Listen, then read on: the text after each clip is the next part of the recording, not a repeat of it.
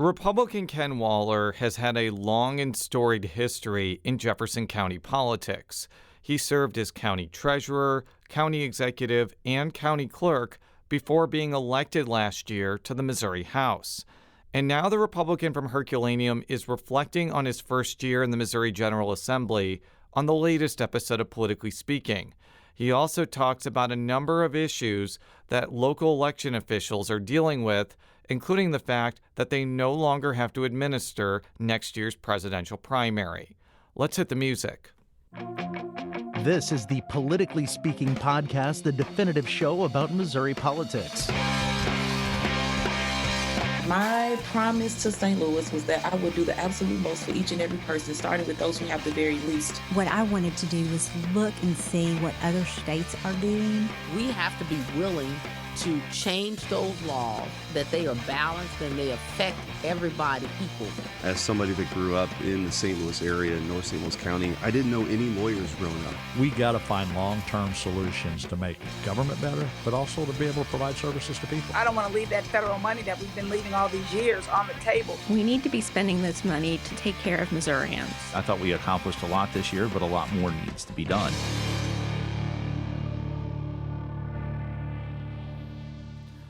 And welcome to Politically Speaking. I'm your host, St. Louis Public Radio political correspondent Jason Rosenbaum. Joining us from mid-Missouri, she covers all things state government and state politics for St. Louis Public Radio, Sarah Kellogg. And joining us for the first time ever, he is a state representative, but more importantly, he is a Jeffco legend. Ken Waller, State Representative, District 114. Thanks for letting me be on the show. We are super excited to have you on.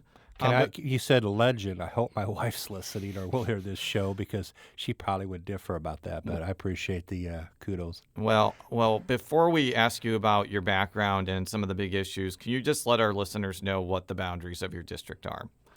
Main boundaries of your district is 4 unincorporated cities of Festus, Crystal City, Herculaneum, and Pevely. And then for anybody that lives in the Jefferson County area, that general area, Highway Z, that goes from Pevely to Hillsboro is part of the district, which is unincorporated. It does go up a little bit further north to Barnhart, but just a small little part of Barnhart's in the district. But it's mainly 4 cities. So tell us a little bit about yourself and what you were doing before you got involved in electoral politics. Before I got involved in electoral politics? Yes. Okay, so for many years I sold insurance. Always had a niche to want to be in politics. I graduated from UMSL, great school, give them a big plug, and got my public administration degree. Thought eventually that I would be maybe like a city manager, city administrator, but I wound up getting a job selling insurance for an agent with State Farm, and then I wound up having my own shelter agency. Got into politics kind of just crazy. My neighbor was the county treasurer. He was an older gentleman, had got diagnosed with some kind of condition. It wasn't like life-threatening, but he was going to retire, and he said, hey, you ought to run. And, you know, back then it was hard to win as a Republican, and he was a Democrat. And I said, well, if I ever ran, I'd probably run as a Republican. I'm a little bit more conservative, and not that Democrats were bad, but I just think that's where I aligned my political views. And he goes, well, you know, things are changing, you know. They'll make a long story short, that was 2004. And I ran in a primary and the general, and I wound up winning and became the county treasurer. A few years later, I lost an election, which was my first election an only election I lost for re-election. That was the year of 2008. And then just on another women of prayer and a couple of encouraging people, decided to run for county executive, the first county executive in our county in 2010. And lo and behold, I won that, and I've been in government ever since. So you mentioned that you've had stints in Jefferson County government, and you were also county clerk from 2018 to 2022. Yes. What did you learn from that experience? The whole experience or just the clerk experience? No, the whole experience in Jeffco County government. You know, I mean, it takes a lot of things and a lot of patience to get things done. People have different viewpoints. When you're dealing, you know, people say, well, you're a Republican or a Democrat, and, you know, if your party is this, everything should go good. Well, in county government, that's not really the way it works. I mean, at the time, we had 6 out of 7 positions on the county council, and there was a lot of things that we disagreed upon. I think that had a lot to do with being more, you know, some areas are more rural, Jason, and others were more urban. Arnold and areas like that, Festus, Crystal City, they were more urbanized. And, High Ridge, Cedar Hill, Ditmer, those towns, they were unincorporated. And I think that was the rub. Every time you decided to do something, you had that difference of philosophy. Do you think that the rest of the region's leaders actually listened to Jefferson County's opinion on major issues? Or do you feel like, especially like when you were county executive, that you were kind of an afterthought when you had regional discussions on things? That's a great question to ask. I'll tell you where I think I think initially I don't think they really cared and listened to us, but I was very fortunate and built some good relationships on the East-West Gateway Board of Government, and actually got to serve as a vice chair and chair. I think it was 15 and 16. So I think that started the conversation. Since then, County Executive Gannon has served a term. I think the same thing as the vice chair and the chair. So I think they're starting to listen to us a whole lot more. And we're the county just below St. Louis, so we're the one where growth is going to occur, just like it did out in St. Charles County 10, 15 years ago. What prompted you to make the move from the county area to the state legislature? Great question, Sarah. I'd always wanted to go to Jeff City. I mean, I'd been up there many, many, many times, probably hundreds of times, lobbying on different things and going up there and interacting with my legislators. And there was just something about Jeff City. I know it sounds crazy. People say, why would you want to go up there and spend time away from your family? It was just something I wanted to do. And so, I looked at the position of state rep that wound up being an open seat because Becky Ruth, who had been there for a few years, got an appointment from the governor. And not that she or anyone else came to me, but they said, we need a good person. There's a lot of development in that district, port development along the river in Herculaneum. And there's a new thing called James Hardy going in Crystal City. So a lot of good things happening.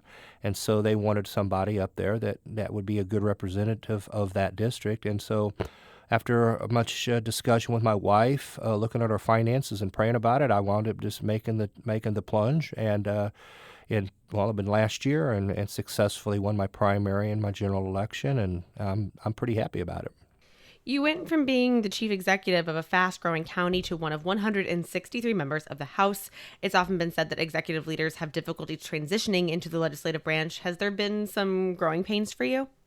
I went in with, my eyes wide open. I've been doing this for almost 20 years, Sarah. So, I realized the differences, and I never had been on a legislative end. So the first year I went up there, I just wanted to learn everything I could and meet as many people and talk to them on both sides of the aisle, too. I mean, I've got to have some good relationships with some people on Democratic side, especially in committee hearings. So,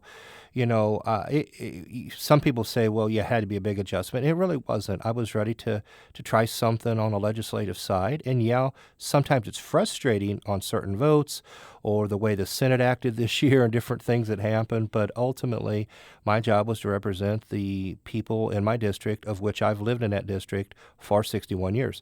So, I thought it's time to give back to my community in a smaller sense. And I think that's why the transition was much simpler.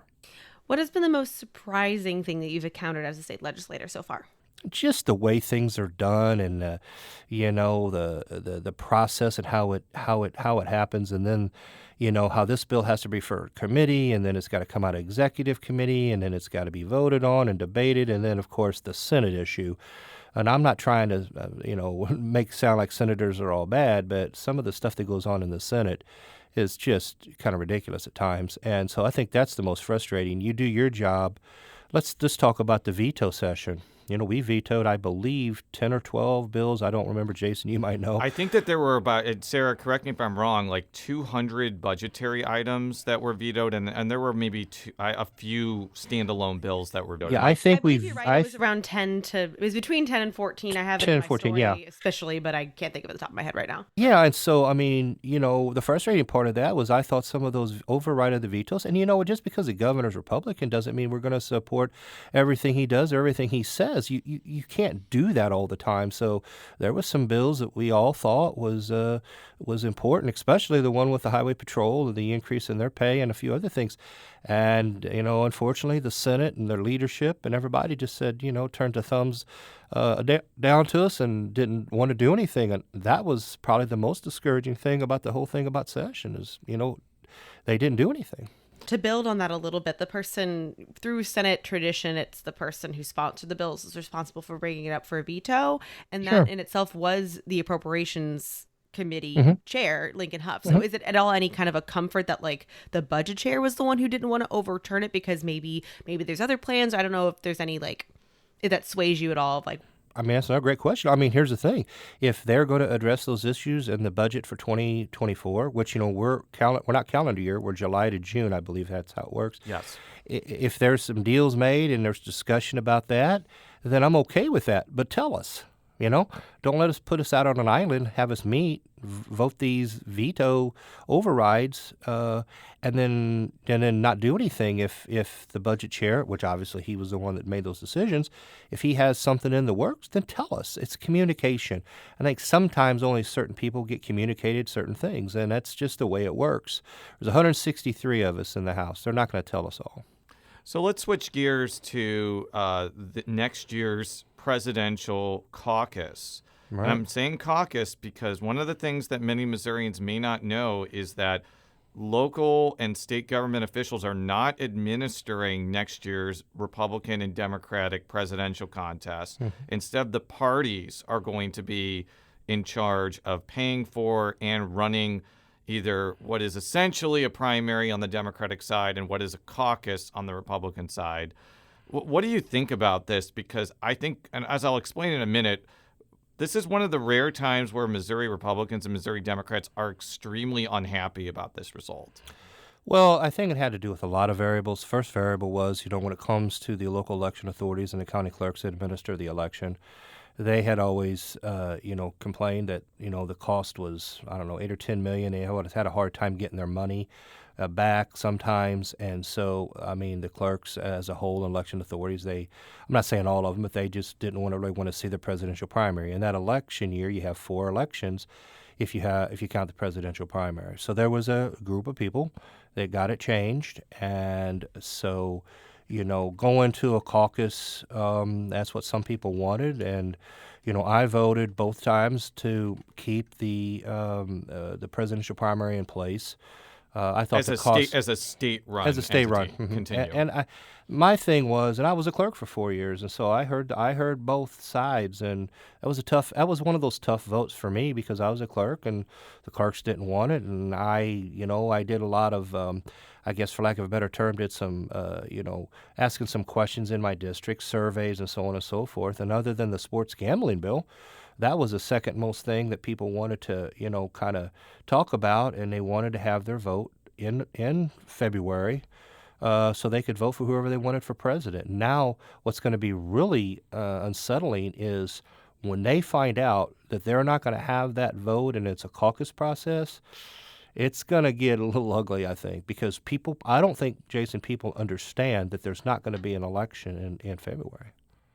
Both the Democratic and Republican parties push to have local election officials administer their presidential primaries. Why do you think this effort failed? I guess if I knew that answer, I'd be making a bunch of money. I don't really know, Sarah. I mean, it was a very hotly debated, hotly discussed topic. It was it really wasn't along party lines for the most part. I mean, it was just the idea was, well, do we want this or do we not want this? And ultimately, when they decided to not have the presidential preference primary and then to try to get it back on, I think the money. When I asked people why did they vote against it, they said, well, we don't need to spend an extra $8 or $10 million every 4 years. And again, to me, in the big picture, as far as the budget size and everything, that's just a small drop in the bucket. I mean, it sounds like a lot of money, but in the big picture, it's a very small amount of money. So I wish I knew the answer to that. People aren't going to have that right because remember, it's every 4 years, not every 2 years or every year. So, you're not going to have a chance to do this again till 2028. If it gets reinstated, and so the caucus process, it's fair, but it's not fair because you don't have everybody can't show up there. I want to read you the reactions from both Missouri Republicans and Democrats to this reality. So the Democrats are basically having what is essentially a primary where you can go into a location, you cast a vote, they end up compiling the votes, and whoever gets the most votes gets a certain amount of delegates. But Mhm. Chairman Russ Cardan probably swore at me more than I've ever heard him swear before. He said, quote, "The state-run primary is what we should have, but we don't. And so how do we make the best of a real pile of crap situation?" Yeah. And so what do you think about his upsettedness at what he's been put through? Well, I mean, he wants it to happen. It's not going to happen. Obviously, Russ has been in office before, so he's going to have, his viewpoint's going to be a little bit more, I guess, strongly listened to. He's the party chair, correct? Yes, Jason? he's the Yeah, party yeah. chairman now. So, yeah. I mean, that's his viewpoint, and, I'm not going to say I agree or disagree with him, but, his reaction to that is, it didn't happen. We're going to do now what we can do to make the best of it, and that's, I guess, in essence, his job or his responsibility to do that. On the Republican side, they're going to have a caucus that is similar to Iowa, where you have to go to a location, you have to physically gravitate toward the candidate that you want to vote for. And Chris Howard, who wrote the rules for this caucus, said as follows. When the legislature didn't pass this, they disenfranchised every Republican who serves overseas in the military or can't be there that specific day, because with a caucus, you have to not only be there on that day, but you have to be there at a specific time, and you have to stay there. Is he correct there? Yes, he is correct. And, I didn't even think about that. I do remember in the debating and talking to different ones, the thing about people overseas, people in the military, they're shunned and they can't vote because they don't have the ability to get their ballot. In any election, we send ballots overseas all the time as county clerks and election officials. So they get to participate if they want to in every election, even though they could be over in some faraway country and that. So it is kind of sad that they're not going to be able to participate because they're not going to be able to come back for one day to be able to be a part of this process. But just think about it. There's a lot of people, not just military people, just your average person that votes on a regular basis, Jason. Let's say 40% vote, 50% vote. They're not going to be able to do that. And I think that by taking away their right to do that, I think that's where the rub is. Secretary of State Jay Ashcroft has said that he wasn't a fan of the old system because the parties were not bound by the results of the primaries. What do you make of that argument? Well, let me just say this, Sarah, and I'll be quick. That's just his opinion. I don't agree with it, but that's just his opinion. And he's a Secretary of State, and so he can chime in on something like that.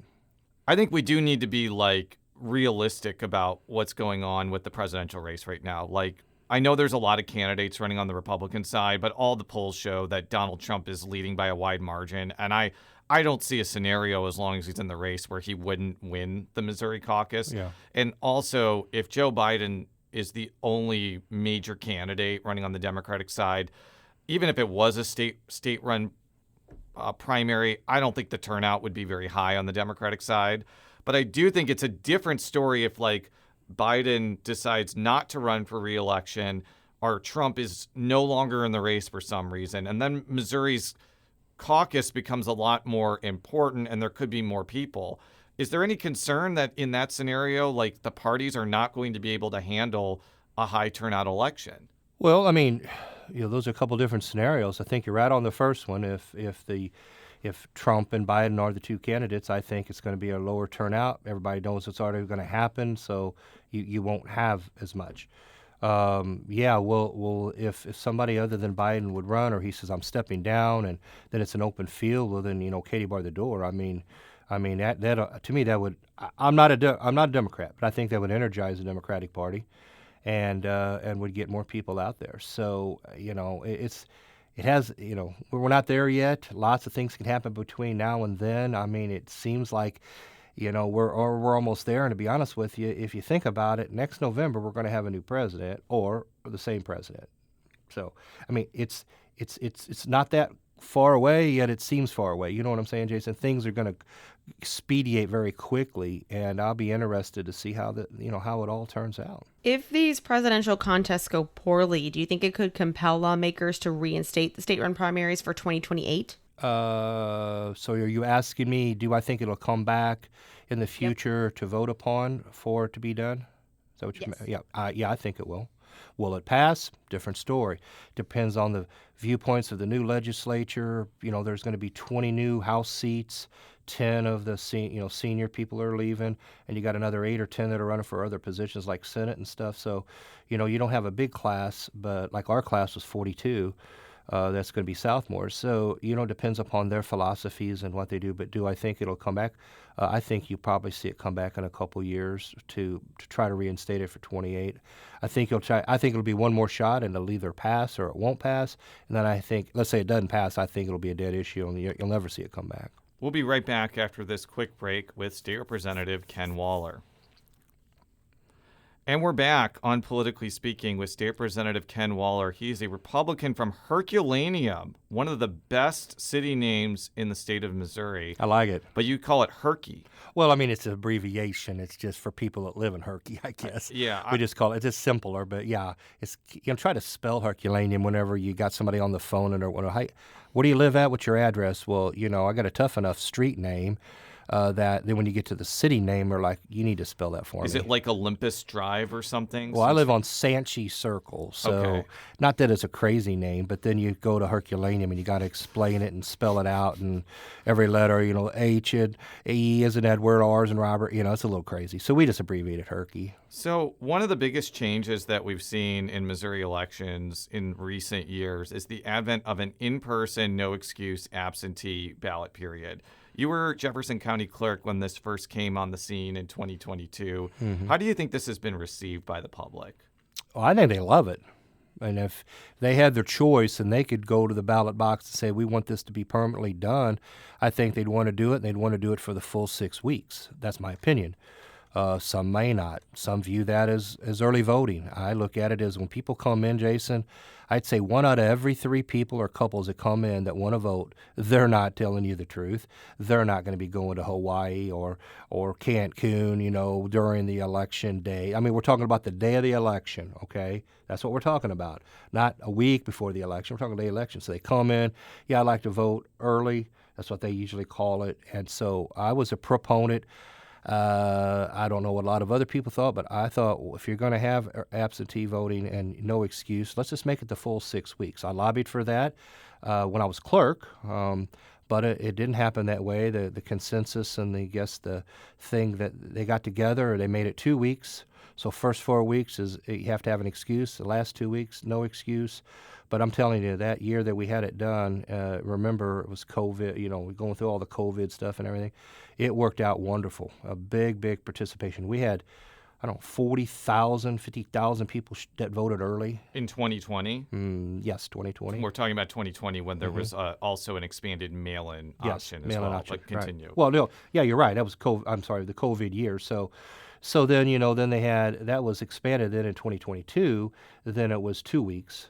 And we had a lot of people. We opened up our office and made it available. So we expected a bigger turnout, which we did, And I think people loved it. They didn't have to come in and lie or make an excuse up, Jason. They said, I want to come in and vote. Okay, give me your card, give me your license.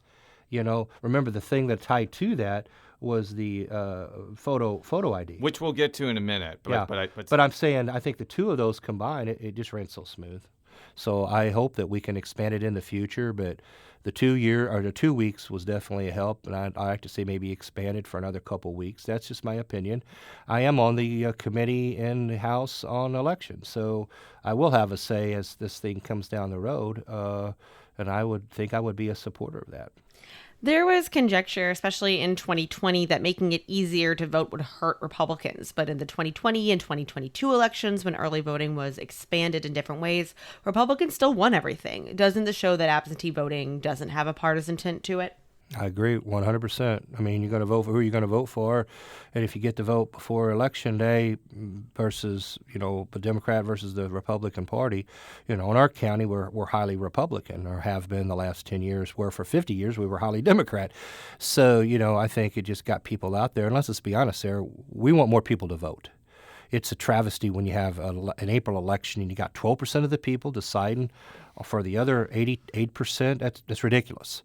I don't know what the answer is in April elections, but the more people that can vote, the better. I think the better the process works. One of the other things that people probably need to watch out for, that if the photo identification law is ever declared unconstitutional, then the in-person no excuse period goes away. So should lawmakers decouple the no excuse in-person absentee period from whether that law stands or falls? So make sure I'm understanding what you're asking me. Are you saying that should there be another law, another thing passed that separates the two? Yeah. Yes. Why? Well, so if the one is unconstitutional, then why should that jeopardize people that want to vote unexcused absent? I mean, they don't have to have an excuse to come in. I know why they put them together. Sometimes you can get two things together and get them passed because you got one side over here wants this, one side over there wants that. So maybe it's a compromise bill. But why, if the photo ID law is struck down, why should that impact somebody coming in and voting with no excuse? I mean, I would see that as a positive, because the clerks and the election authorities in the county or in the state, I think they saw the good positive things that happened by doing that, and it ran very smoothly. So I think they would be in total support of that. Democrats for years have argued that requiring a government-issued photo ID to vote will hurt the elderly, the poor, and traditionally marginalized racial groups. What do you think about that? I can understand their thinking. I think that, if you got to show an ID on everything else and every place you go to, it seems like you got to get it out for everything. Then asking you to do it to make sure you are who you say you are when you vote, I don't have a personal issue with that. Now, before we go to the election, there has been some lawmakers who want to require vote counting to be done by hand instead of machines. As a former election official for a county that is actually pretty large, if you were forced to count votes by hand instead of using a voting counting machine, how difficult would that make your job, especially in a primary or general election year? Well, first of all, it'd make it very difficult. And you're talking about, people wanting to know if it's done right. If you're counting them by hand, who's to say that it's done the right way? Machines are pretty accurate, Jason. So if you all of a sudden do it by hand and you got, let's say, 1,000 ballots in front of you, who's to say that the person is going to be fair and going to do everything right and say that 1,000 votes, here's how people voted on that? I mean, I think it makes it worse, personally. I hope they never go to that. But you did, some people have that mentality, that it would take forever. I'm telling you, I don't even know how long it would take before somebody would know who won, let's say, in our county. What do you think about St. Louis County, St. Charles? It'd be even longer. It could take weeks. And you're a no on that. No, I think that doesn't make any sense. I mean, what sense does it make? I think I'm going to just be. I said this to Senator Eigel, who's pushing this. I think this stems from the whole conspiracy theory that the vote counting machines somehow changed the election results and caused Donald Trump to lose. Mike Lindell has been kind of at the forefront of that theory. Sure. And I don't think that there's really any proof that happened, at all. Yeah. But I'm telling you, that issue has resonance amongst the grassroots Republicans because they probably listen to people like Mike. Well, you say grassroots Republicans. There's a faction of Republicans that would agree with that. I don't know if they would all be grassroots. I mean, it depends on what you define grassroots as. You know what I'm saying? Yes. A side of the party that believes in that is going to believe in that, no matter what you tell them. No matter, I'm a former clerk, I could tell them that's not possible, or this is how it would do, and they wouldn't listen to you. So let's shift gears to politics. Okay. So for a number of years, both parties spent a lot of time and effort trying to win votes in Jefferson County, and how it's very Republican-leaning. I don't know how much Eric Schmidt won Jeffco by, but I would imagine it was double digits, and it was never really in doubt. Why do you think there has been such a shift in the last few election cycles from it Jeffco being purple to now it is just super Republican? Great question. Get asked that all the time. I think it goes back to 10 to 15 years ago. Jefferson County was always a very conservative county. They liked their guns. They were pro-life. But the biggest factor was the union involvement in the county. And most all the people that ran for office, no matter what office it was, got union money. Eventually, the union saw, not just in the state legislature, but in other things, that the Republicans weren't the bad guys. They weren't all against right to work or for right to work. So I think that started the switch, the Tea Party movement, and I think just the Obama years, and then mainly the Obama years, that's when things started to switch and people started saying, I can't vote for the policies that are democratic, that are, they're for, killing babies or taking away our guns. And in Jefferson County, that was not a good thing to say. Even though they didn't say it, it was the mentality that, this is what the National Democratic Party's doing to us, and I don't want to be a part of that. So if Joe Smith's running as a Democrat and Susie Smith's running as a Republican, I'm going to go ahead and vote for the Republican. Then it started to change within the Republican, union.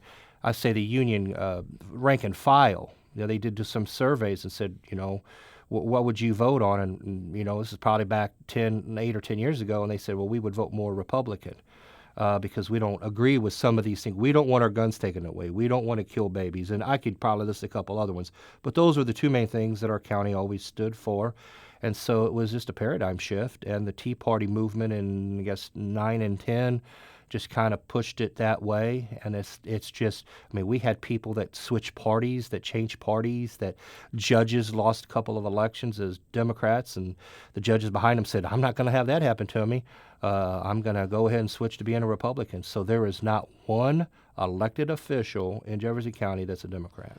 It does. That's crazy. It is crazy. Although I did talk with Senator Paul Wieland, I think in 2017, he was like, it's only going to be a matter of time before we hold every office in Jeffco. And I was like, wow, that's pretty confident. And you can call him a Wieland Stradamus because he was totally right on that.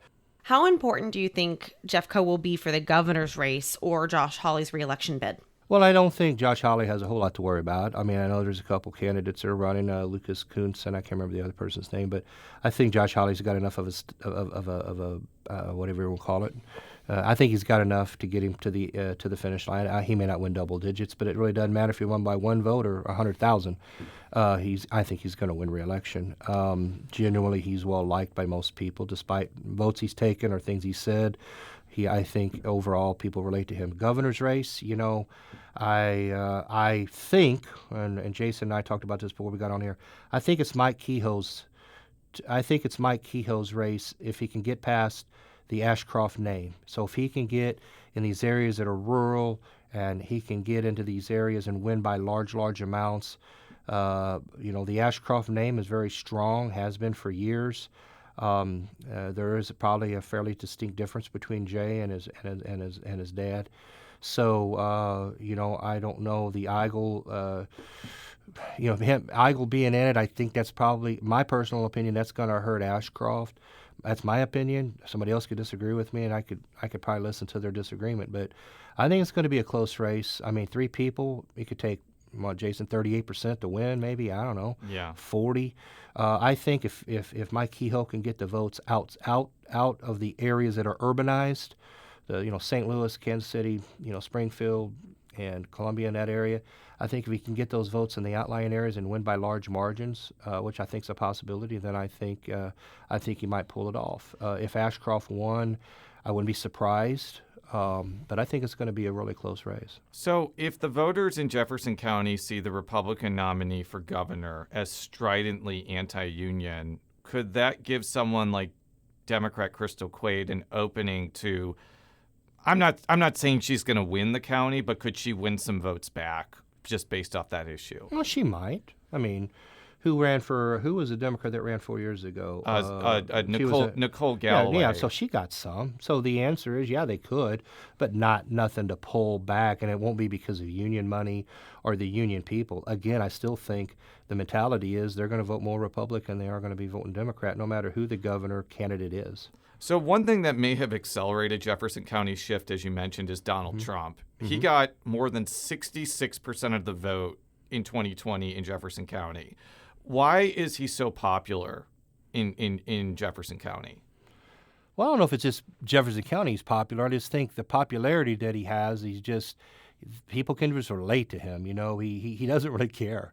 He just does what he wants to do. And are most people billionaire developers from New York? Well, let's not talk about what he does and how much money he makes. Let's talk about the personality. The personality of 2016 cost him the election in 2020. Let's just be honest.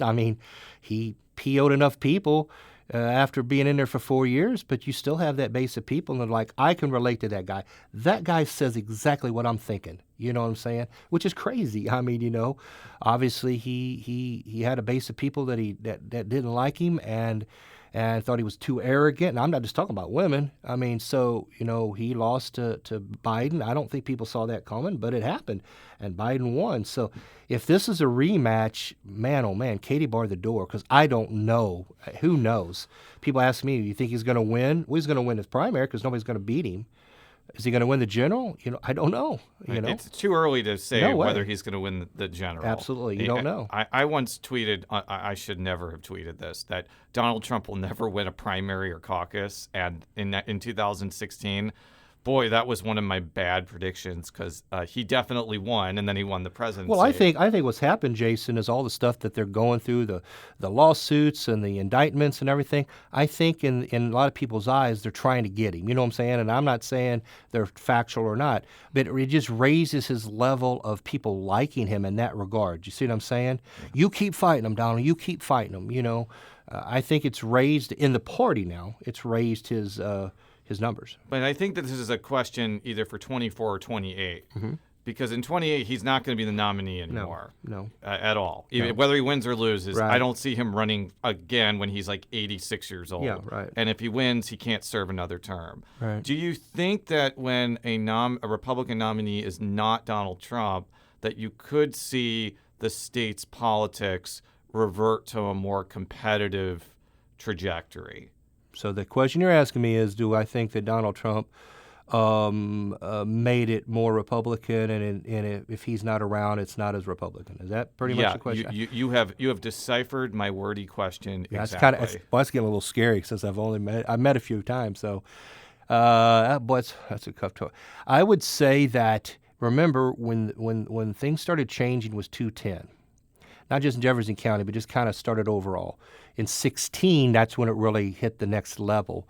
Could it be a little bit of an adjustment backwards a little bit? I think you're seeing that, Jason, in some of the areas, St. Charles, some of the areas of St. Charles, some of the areas of St. Louis, tight races. I'm talking about House races and even Senate races. So will you see a reverting back? I don't think you'll see a reverting back, but will it become more competitive in some of those areas? Yes. When it comes to rural areas, and I would call Jefferson County rural for the most part, I don't think you're going to see, if Donald Trump's not involved and somebody else, I don't see it reverting back and making much of a difference in the future, personally. Well, Representative, thank you so much for coming on Politically Speaking, and we hope to have you back in subsequent years to talk about other issues that are popping up in the legislature. Well, I'll be available anytime, and thank you for having me, and it's been a pleasure. For all of our stories, go to stlpr.org. Politically Speaking is a product of St. Louis Public Radio, which is a part of the University of Missouri-St. Louis, Yay. your alma mater.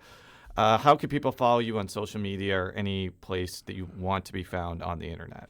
Do you have any social media? Oh, no, other than Facebook. I'm sorry. I'm sitting here looking out the window. Other than Facebook, Ken Waller for state rep. I don't. I'm going to probably, I'm discussing, and, I'll probably have, I thought I might have an announcement today, but I'd say there's a pretty good chance I'm running for re-election, but I had a couple of areas and a couple of places that I'd looked at in the private sector and one in the public sector that I thought I might take, but I'm like, I think I'm going to decide to run again. I'll let you know in the next couple of weeks. I thought I might have an announcement today, but that's where I'm leaning. I love my job. I love going to Jeff City, and I love representing the people in the 114th District. And Sarah, it's a pleasure to be able to get to meet you, not in person, but on the radio.